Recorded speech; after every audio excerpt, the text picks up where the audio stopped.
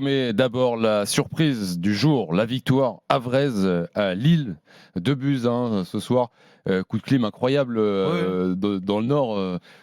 Celle-là, on n'avait pas vu venir. Défaite très étonnante parce que Le Havre n'avait pas gagné depuis fin novembre contre Nantes. Ils étaient en immense difficulté, même si c'était un peu mieux sur les dernières semaines. Depuis leur remontée en Ligue 1, ils n'avaient jamais battu à l'extérieur une équipe du top 5. Lille était quand même sur une dynamique très très positive, même si il y a eu ce quoi contre Dunkerque. Et même le staff dunkerquois l'a reconnu.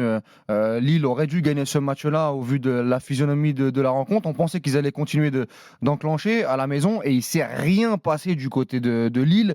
Comment vous l'expliquez ça André a dit au micro de Z que c'était un match de merde. Genesio a été aussi très très déçu de la rencontre. Vraiment, c'est coquille vide il s'est véritablement rien passé, hormis l'entrée d'Mbappé sur un côté, moi qui l'ai connu plus dans un rôle de milieu de terrain en jeune, où il a essayé d'apporter en mettant de la personnalité. Mais sinon, du côté de Lille, ils ont été pris à froid par une belle équipe Avrez qui a fait un super match. Mais ça commence à devenir récurrent pour Lille parce que même contre Saint-Etienne, déjà, le début de match avait été compliqué. Ils avaient réussi à revenir dans la rencontre. Écoutons Genesio t'en parler. On en débat juste après au micro de Jean Baumel. Ça peut être aussi une des raisons. On a joué beaucoup de matchs depuis le début de saison. On joue beaucoup depuis le début de l'année. Ce soir, je pense que c'est peut-être le match le plus mauvais qu'on ait fait quasiment depuis le début de saison. Je dirais, j'ai pas le souvenir d'avoir eu autant de difficultés, notamment à domicile. Je pense qu'il y a beaucoup de choses à redire sur ce match. Comment t'expliques, Damien, ce non-match des Lillois? Enfin, d'accord avec Genesio sur le fait que Lille a beaucoup joué et qu'à un moment donné, forcément, ça doit arriver ce genre de match, quoi. Oui, forcément. À un moment donné, tu peux avoir un trou. En fait, le fait que les équipes contre le Havre, c'est quoi? C'est peut-être que les joueurs, inconsciemment ou consciemment, ils sont peut-être dit bon, c'est le Havre, ce soir, on a moins besoin de forcer, peut-être. Non, je pense pas que tu dis ça. Surtout qu'en plus, tu viens de perdre dans la semaine contre Dunkerque. Donc, tu dois te rattraper, entre guillemets, de ce qui s'est passé chez toi et de cette élimination. Donc, je pense pas qu'il l'ait pris par-dessus la jambe le match et qu'il se soit dit c'est une équipe qui est en difficulté, ça va être tranquille, on n'a pas besoin de forcer notre football.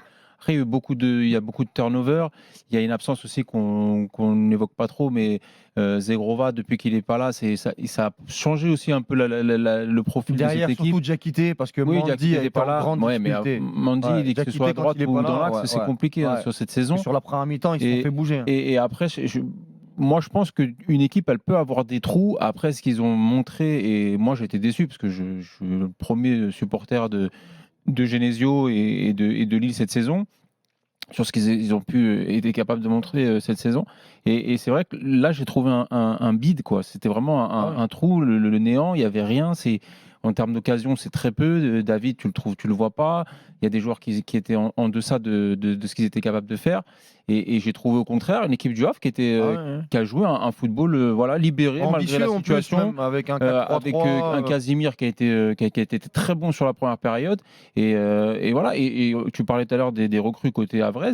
C'est pas non plus anodin que tu sois capable de faire des meilleures performances sur les derniers matchs. C'est vrai que souvent, on peut pas dire Lille a été trop mauvais et ne pas dire que le Havre a fait un bon match. Il faut être capable de le dire. Oui, d'accord, mais normalement, quand je suis d'accord avec toi. Censé, même si que Lille a fait perdre beaucoup d'argent à beaucoup de parieurs. Non, mais au-delà de ça, c'est vrai que la semaine, elle fait un peu tâche parce qu'on a été dithyrambique autour de Lille et ce qu'ils ont fait d'exceptionnel. Mais on disait aussi que Lille surperformait, que Lille avait aussi des problèmes contre les petites équipes, contre Nantes, un partout à la maison, contre Auxerre 0-0 là-bas à 11 contre 10 pendant 30 minutes, et là contre le Havre, tu perds à la maison.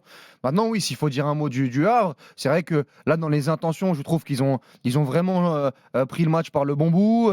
T'as les recrues qui font du bien parce que Hassan, devant l'Égyptien, ils ont enfin un numéro 9 qui bloque les ballons et qui peut ranger les ballons dans la surface de réparation. Mwanga a fait un super match qui jouait pas à Strasbourg et qu'on avait déjà vu à Bordeaux par le passé avoir de bonne qualité. La même chose pour Indiawara. Il y a aussi le choix Gorgelin à la place de Desmas qui est en immense difficulté depuis le début de saison, qui rajoute un vrai gain qualitatif à cette équipe. Donc c'est bien pour le Havre parce que sincèrement 18e, ils étaient dans une dynamique très très compliquée. Mais oui, Lille par contre Lille, c'est un couac. Mais Hein. ça va Parce que d'habitude, il y a pas mal de matchs où ils commencent les matchs timidement. Mais ils arrivent à avoir les ressources. Il y a des temps forts, il y a une pression, une intensité. Là, même sur le côté intense, j'ai pas vu Le Havre en grande difficulté. Ils n'ont pas forcé. Ils se sont évités aussi un aller-retour qui va leur faire du bien pour pouvoir reposer. Ouais, mais là, il faut réenclencher parce qu'ils vont à Rennes. Ils vont à Rennes la semaine prochaine. Genésico. Ouais, faut pas. Ouais. Ce sera, oui, c'est ça, ce sera dimanche. Dimanche 20h45, ce qu'on disait tout à l'heure. Il y a Rennes, Monaco et le Paris Saint-Germain en enchaînement pour le LOSC. Ah oui, c'est pas simple. Hein. Bonne chance. Ouais.